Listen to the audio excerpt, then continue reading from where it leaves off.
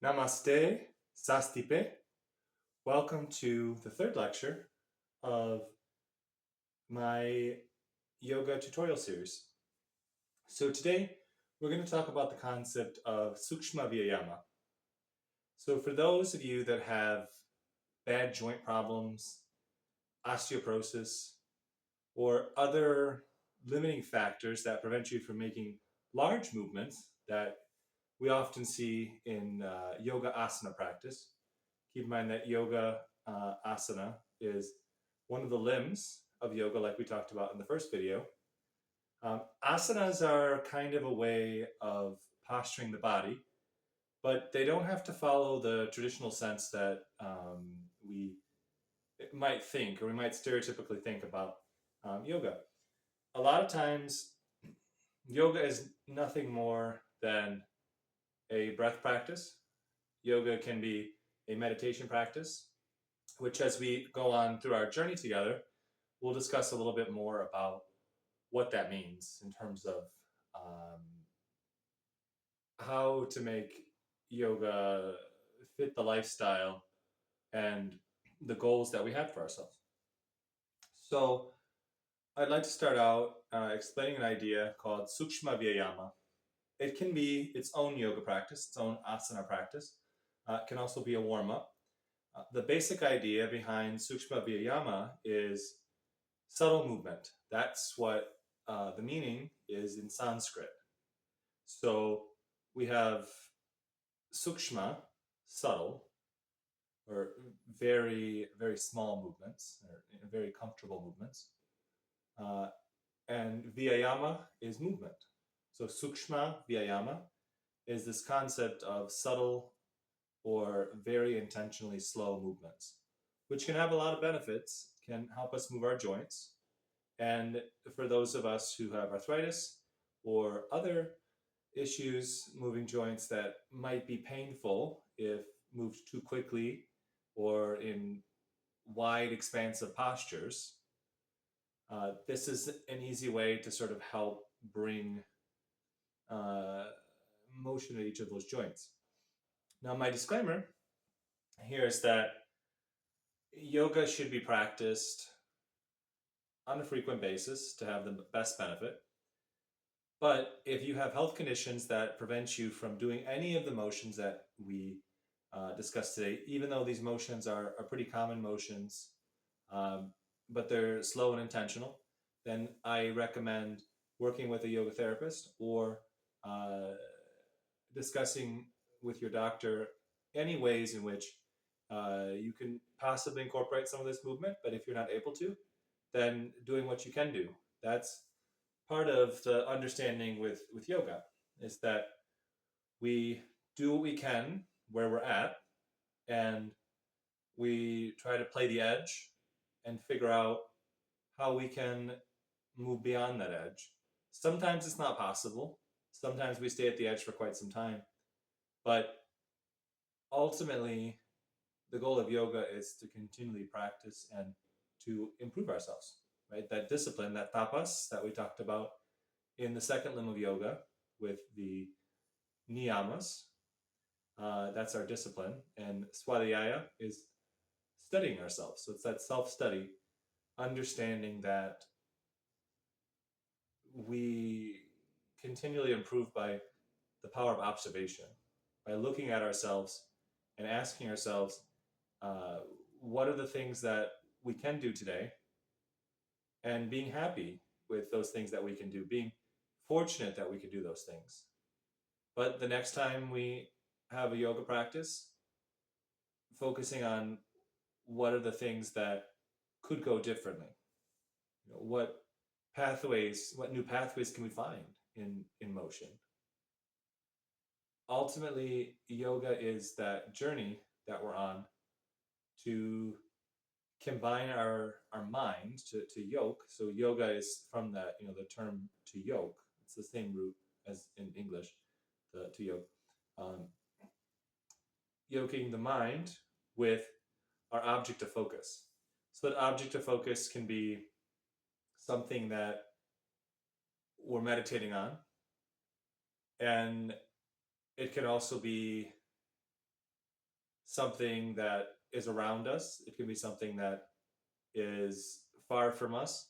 It's whatever we choose to put our focus on for meditation. So let's get started with the concept of Sukhshma Viyayama. So this subtle movement. I'll sort of lay out the idea, the concept that we're trying to follow, and then we'll go through a practice together. That can be adapted, can be made longer, can be made shorter, but ultimately the goal is to try to move the small joints as well as the big joints in the body. So I'll adjust myself a little bit. And I'm going to take my socks off just so you can kind of see what's going on with my feet. See that? Adjust myself back a little bit.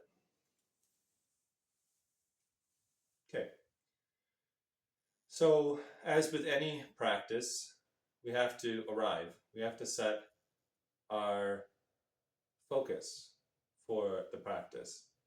Some of this might be known as the sankalpa in traditional understanding of yoga. So sankalpa is intention. So what intention do we have? So the intentions that you have can be widely and varied, but I'm going to set my intention. I'll say it out loud. A lot of times people don't say it out loud. If there's multiple people in a class, but my sankalpa, my intention today is to work through seeing what my joints and my body can do. What can I do in this moment? So what I was able to do yesterday and what I'm able to do tomorrow, the only thing that matters is what I can do in this moment at the making of this video. And that's kind of the perspective that I ask all of you to consider. Setting your sankalpa, what intentions do you have? What do you hope to get out of this practice? So to start out with Sukhshma Viyayama, at least how I'll teach it, is focusing a little bit on moving the joints of the extremities and then moving inwards. So start with the fingertips. We're just going to move them in and then move them out. Just feeling what that's like. So we start with nice small claw-like movements. So you can sort of see the side of my hands. Maybe we go a little bit deeper. Maybe the motion of the joints moving is a little bit deeper.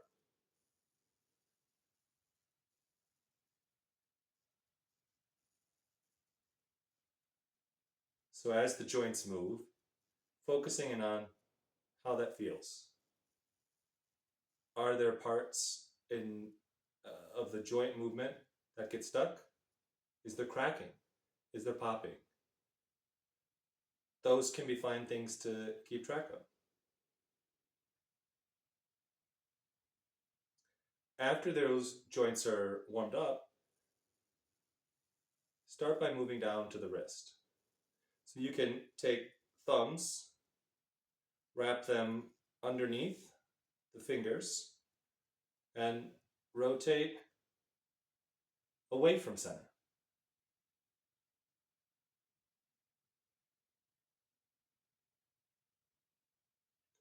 Then rotating in. What motion is easy? Is rotating in easier? Or is rotating out easier?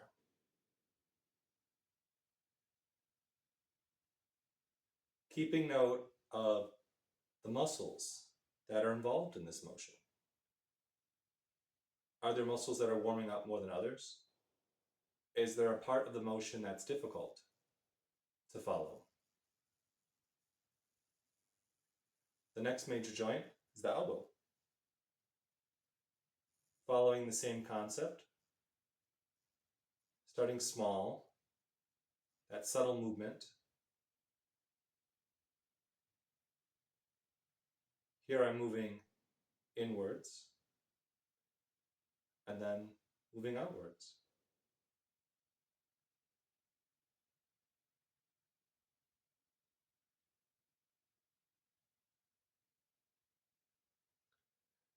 Maybe playing the edge a little bit bigger as you're able to, paying attention to where the hands are in space,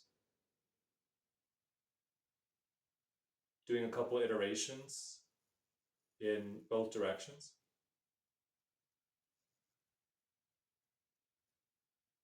Moving on to the shoulders. So hands can be right on the knees or by the knees, and allowing the shoulders to move up towards the ears, forward, and then back and up. So I'm going to rotate my chair so you can sort of see where the shoulders are going. So I have my shoulders here. So as I bring my shoulders closer to my ears, I'm going to breathe in. And then as I bring them down, I'm going to breathe out. So I won't do the breath right now for this iteration, but I'll describe what I'm doing and then I'll do it. So breathing in, moving forward, and then breathing out as I go down. As I go up, moving forward and down, as breathing out, breathing in, moving back and up, and down, forward.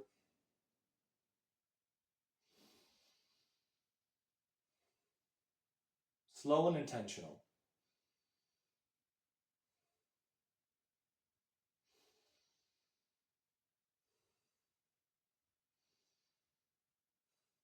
And what is moving forward must move back. So breathing in and bringing back, shoulder blades coming together, keeping that nice lumbar spine curve where it's at, bringing down, moving forward, and breathing in and out.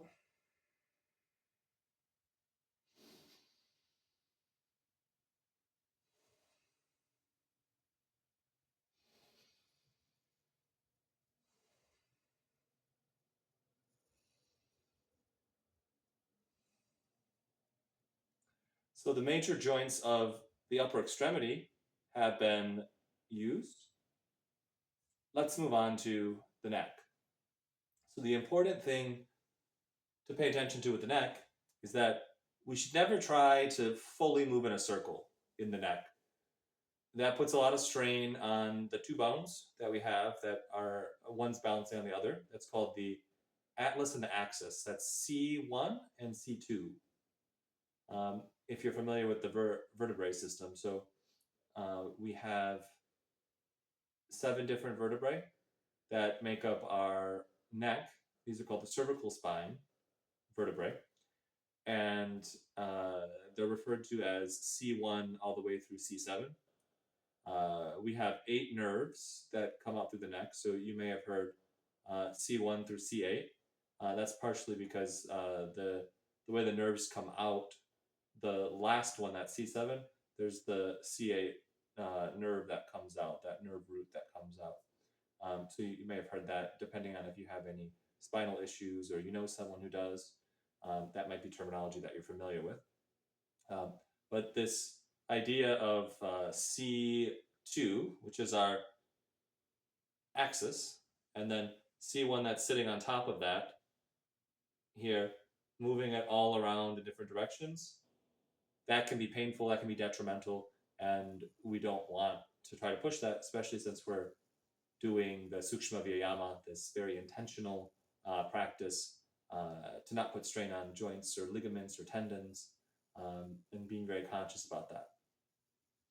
So for this one, I'll rotate my chair so you can see. We want to do half circles.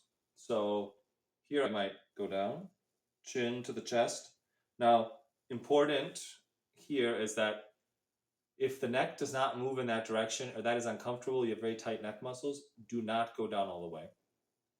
If you have any fear that you'll cause pain, discomfort to your neck, or that you'll mess with the cervical spine, do not do this motion. But for those of you that do not have neck problems, or the neck problems are already managed, you can do a very gentle chin tuck to the sternum, this bone here, this breastbone, allowing it to hang there for a second, feeling the weight of the skull forward, and then slowly moving up to the top, so completing that half circle, and then down on the same side. Continuing again. There might be some tightness in the trapezius. I have very tight trapezius muscles. This trapezius muscles is this kind of triangle shape. It actually has 4 sides. That's why it's a trapezius muscle. They're all different sizes, but it's the space between this kind of tip of the shoulder all the way to the neck. There's kind of a triangle looking muscle that you can see when you're looking dead on at yourself. And that's the trapezius. So those can be very, very tight muscles, especially if you're working on a computer all day. You're hunched over. You're not, doing any back bends throughout the day. And we sort of become this forward motion, and the trapezius gets quite tight. So to kind of undo that, this motion is very nice.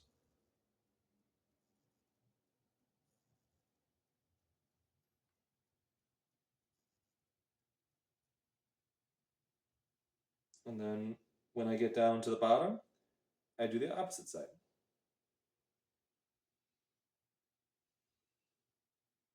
Syncing this with the pranayama, or the breath work that we've talked about as well.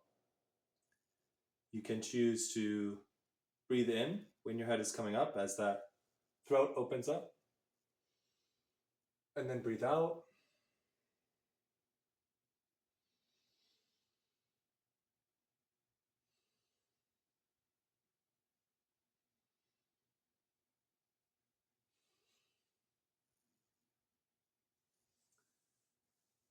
So the neck is complete.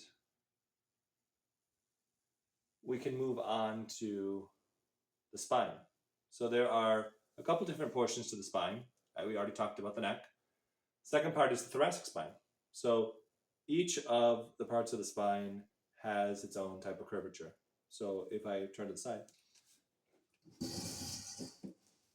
you'll notice that the cervical spine, in a healthy spine, I have a healthy spine, faces this direction. It's not supposed to be exaggerated, but the top of my head is up here, and then this is the starting of the thoracic spine, so the end here forms this kind of C that moves in this forward direction.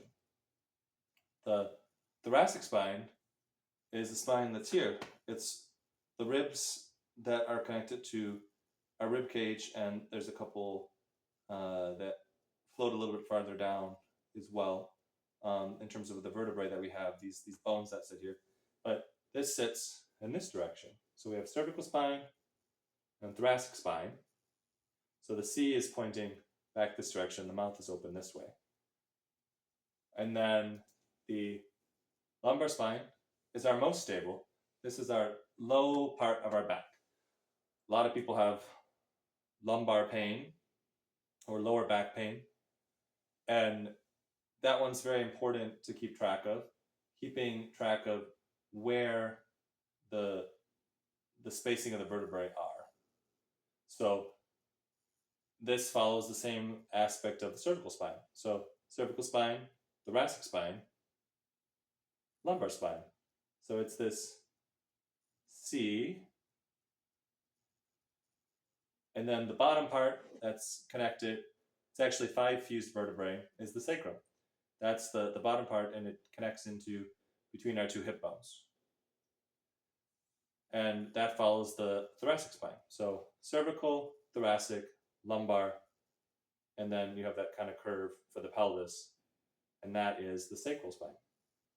So the important part is we lose mobility depending on what part of the spine that we're in.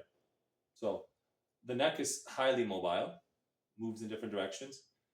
The thoracic spine, not as much. It's forming stability. We do have the ability to move side to side and forward and back, but the actual ability to rotate is not as much in the thoracic spine compared to the cervical spine. And as we move farther down the vertebrae, we have the lumbar spine. The lumbar spine is made up of 5 vertebrae, and these vertebrae have very, very thick bodies because they have to carry the weight of the spine above it. So as we move down the spine, the vertebral bodies, that sort of spinal column, has more weight upon it. So it gets thicker in which to take that. The lumbar spine is based on stability. So although it does have motion in all the directions that the thoracic and the neck do, the motion is limited. So in a spine that doesn't have a lot of movement in it on a regular basis, one should be careful when doing any sort of spinal twists or rotations or flexions, because the spine may not be used to this. And if the spine is not used to that, we have a chance for injury. Even with subtle movements, we have a chance for injury moving too far, where playing the edge is not happening, but moving to the point of pain or destruction can happen, and that's antithetical to what we're doing in yoga. So thinking about the motion of the spine, keeping that arch in that lower spine, there's a couple motions that we can do. We can do some side bends, reaching down to the ankle.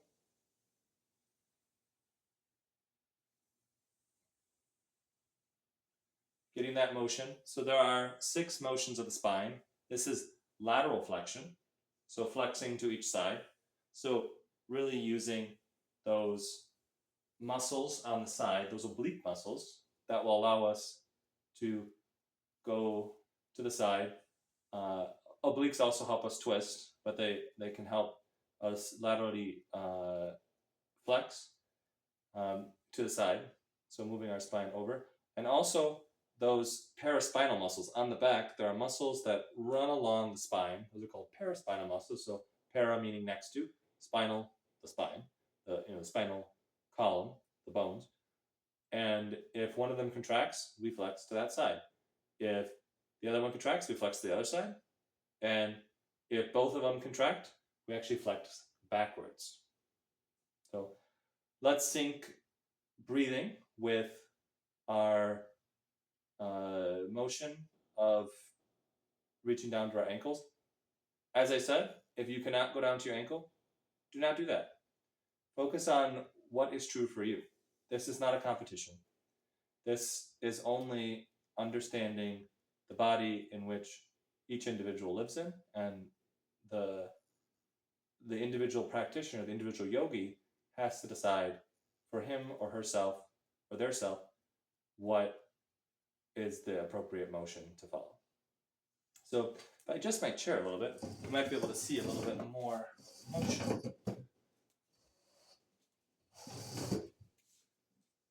You can kind of see it. Let's rotate this way. So here's my ankle. So we're going to rotate and breathe out as we're crunching to that side. And bringing up the other side. The other side is going to help us contract and bring the spine straight again. But with those curves, but like up and down the spine. But the curves are still in the back. Breathe in and breathe out. Breathe in and breathe out.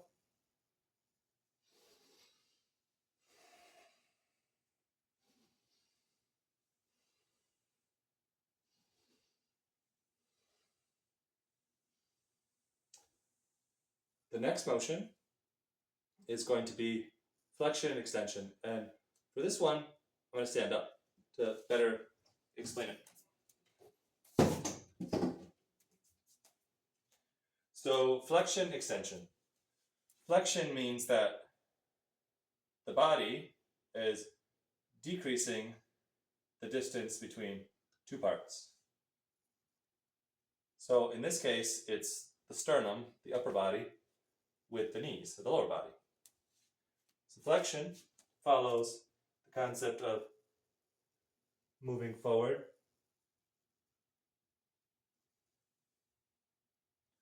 and then upwards. So as we flex, as you flex, breathing out, and as you extend the opposite direction, bringing the shoulders back, you breathe in as you open the chest. So breathing out, I'll kind of go oblique to the camera. Keeping that spinal curve. So you see that nice curve in the spine. Bending the knees as necessary. So I have to bend my knees. And I can go down to the floor and feel that decompression of the spine.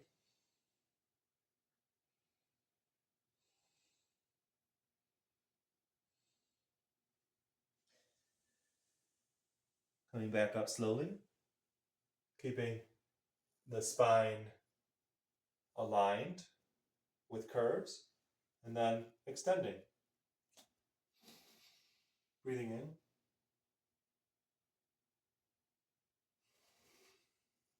Stopping at the neutral position, and going forward and breathing out.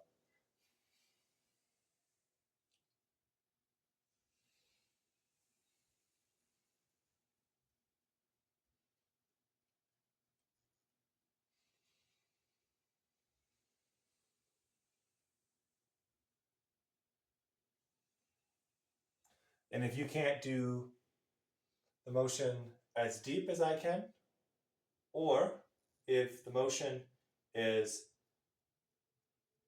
causing pain or other issues, please only go to the part that is possible for your body.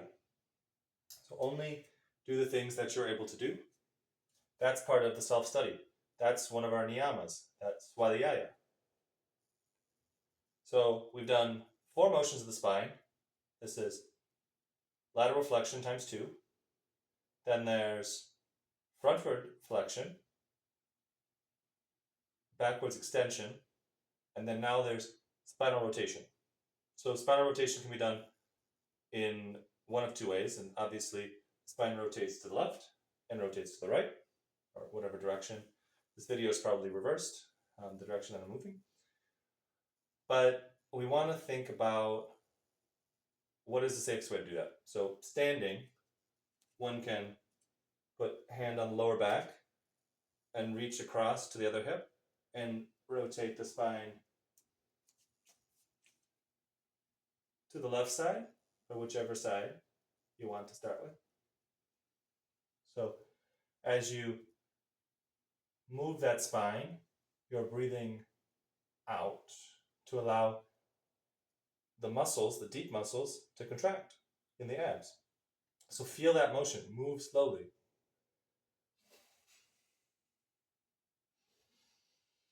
Then fully extending, allowing that breath to fill the abdomen.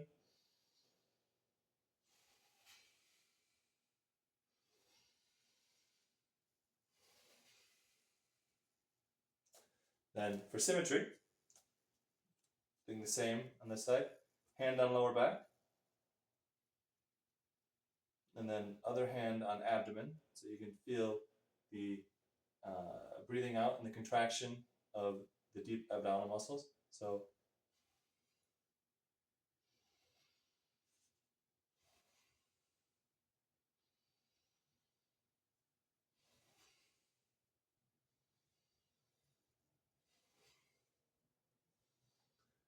there is also an option for the chair warriors.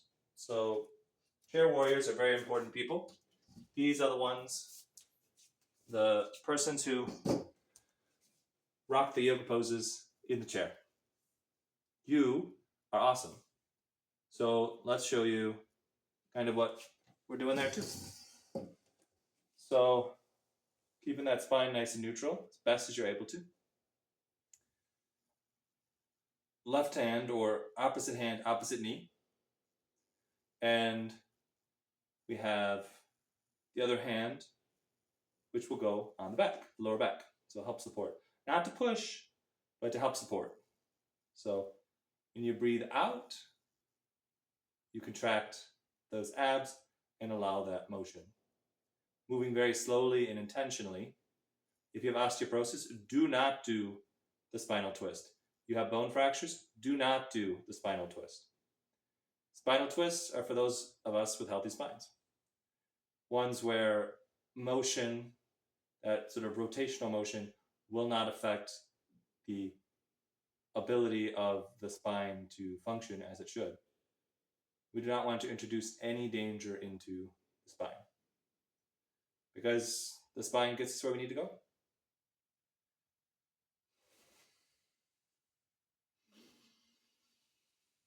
So breathing out, breathing in, nice big belly abdominal breathing.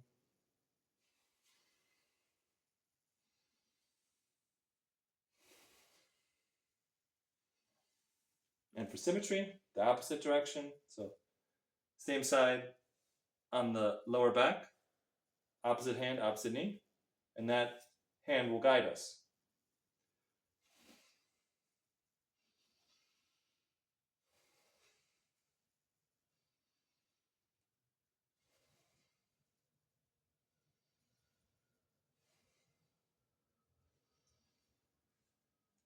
So the next motion is going to be focused on the hips.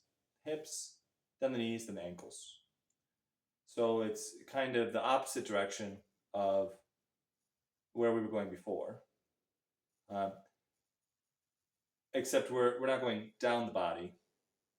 In Sukhshma Viyayama, the focus is on moving from distal, so our fingertips, into our core. And some practitioners will teach go in towards the shoulders, head, neck, then do the feet up to the hips, and then do the spine. So there's different ways of approaching it. I prefer to do distal to the proximal, that spine, move on to that, and then move on to going from the feet all the way up to the hips. So let's rotate. So feet are showing, so feet are here. So I'm gonna hold my foot up. And we start with the toes. We move the toes apart. So one by one, sort of motion of the toes. You can take the big toe and bring it out from the second toe. Kind of allowing the motion in the toes. Bringing subtle motion to the toes. You can go inwards and outwards, inwards, outwards. Same thing with the other foot. You can do both at the same time. It's hard for me to hold both legs up at the same time, so excuse me for moving a little bit slower with this. But moving the toes apart and rotating in or scrunching in, flexing. This concept is called when we also move the foot forward. That's called plantar flexion, and then we move backwards. That's called dorsiflexion. But we're only doing with the toes right now, and spacing the toes apart, getting those interosseous muscles to work between the toes, allow us to bring our feet apart. And then starting on this foot, bringing motion into the ankle. So the ankle moves in 4 different directions. So there's circumambulation to the lateral side, to the medial side, towards the midline of the body, and then the dorsiflexion, so the toes towards our head, and plantar flexion out. So get a couple of those motions, focusing on what happens to the calf. You can sync this with breath as well. So breathing out with dorsiflexion, and then breathing in with plantar flexion, or opposite.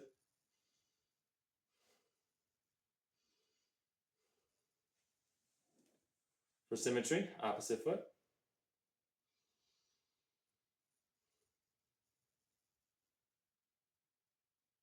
Dorsiflexion, plantar flexion.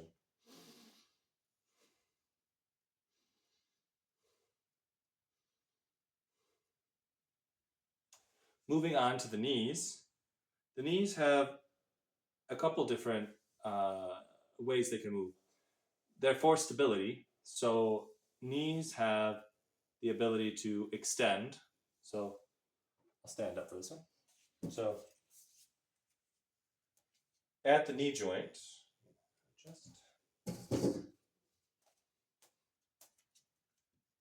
so you can put your hand against a wall to help stabilize yourself, or you can use the chair to kind of help steady yourself, whatever works for you. I'm going to use the wall. Putting the hand here. Just light touch here. So the motion of the knee and extension is to move that synovial fluid in that knee joint. And this is the motion moving the knee or the lower leg forward of that knee. That is extension of the knee. Then, paying attention to that same leg, flexion of the knee.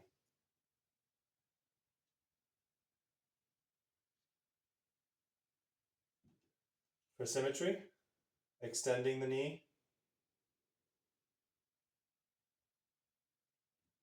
and then flexion of the knee.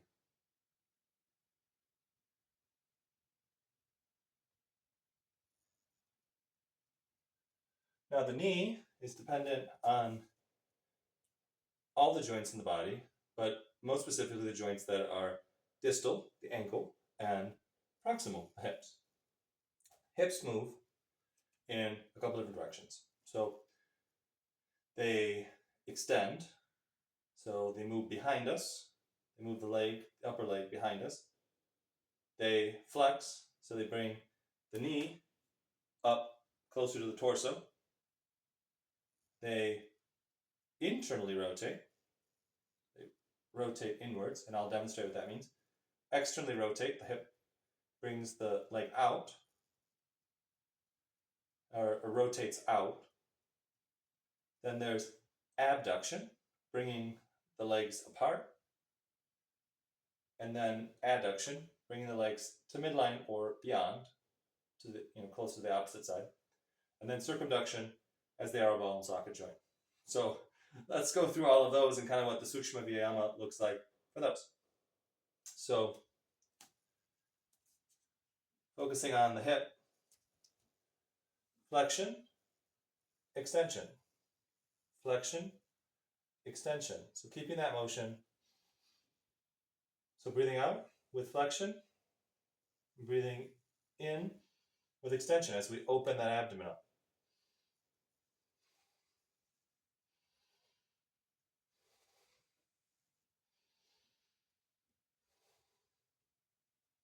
For symmetry, opposite side.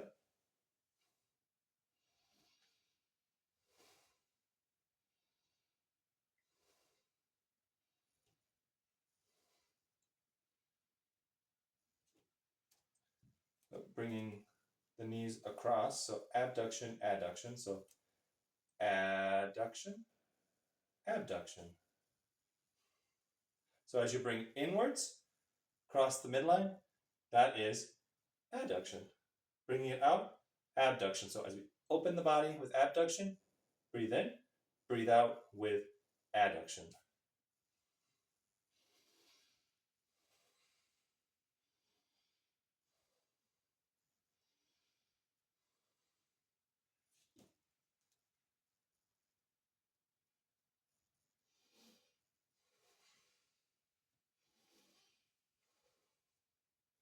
Breathe in, breathe out. And going at your own pace.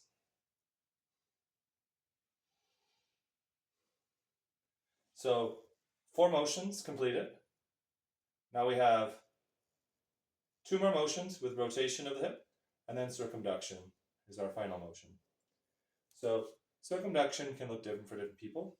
So hard to do in the chair because the hips are planted. So if you're in the chair, you're a chair warrior, okay, circumduction is not something we're going to focus on. Mostly because it'll put too much strain while you're inside the chair. But for those who can stand and plant their hands on the wall, circumduction is just bringing the hip all around.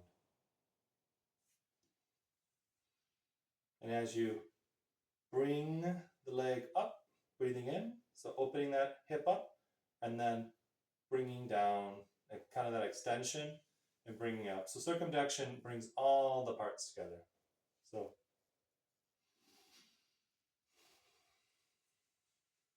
breathing in, and then as we close the space, breathing out. And then for symmetry,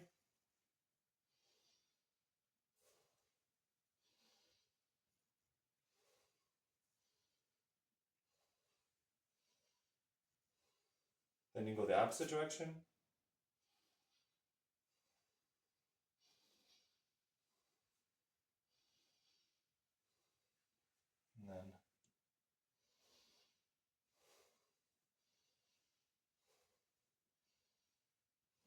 And then internal and external rotation.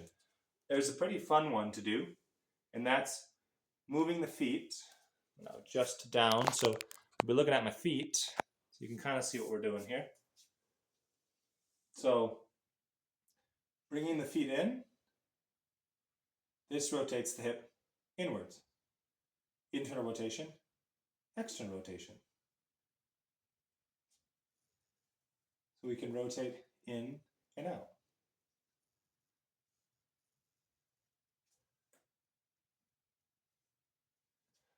One way to do this, if the hips are stable, is to kind of rotate the hips in and out one by one. So 1, 1, 2, 2. 1, 1, 2, 2. You can add breath to this too. As you open up, you will breathe in. As you close, you'll breathe out.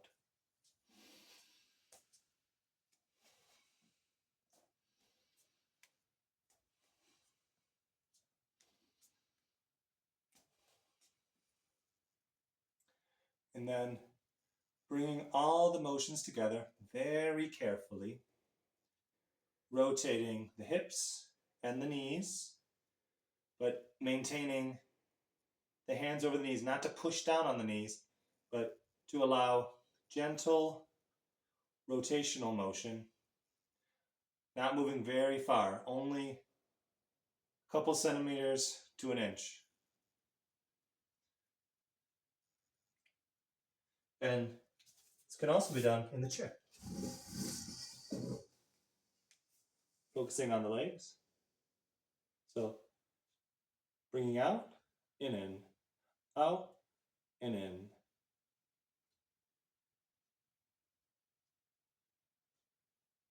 Up on the toes, rotating.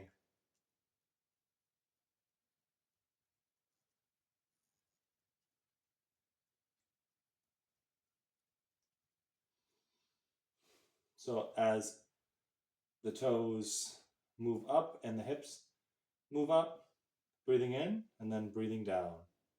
This is that concept of transforming the motion as we move on. So breathing in and then out.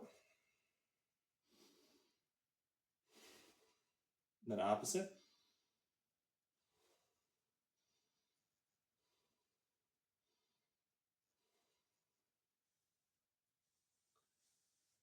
And then the final motion, just adjust back up.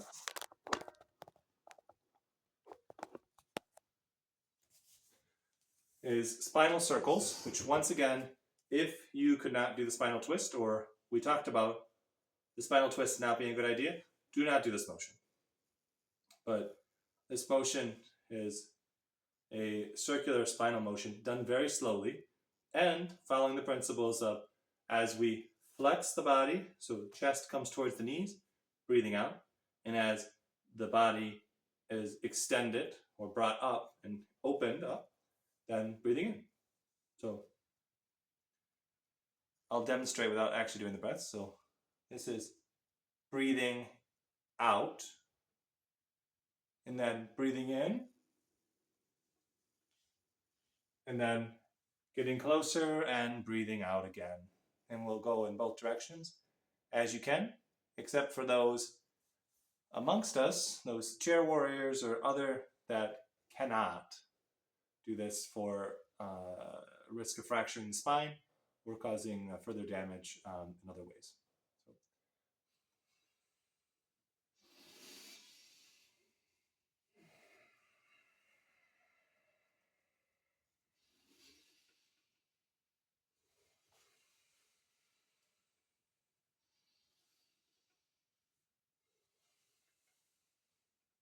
Move in the opposite direction.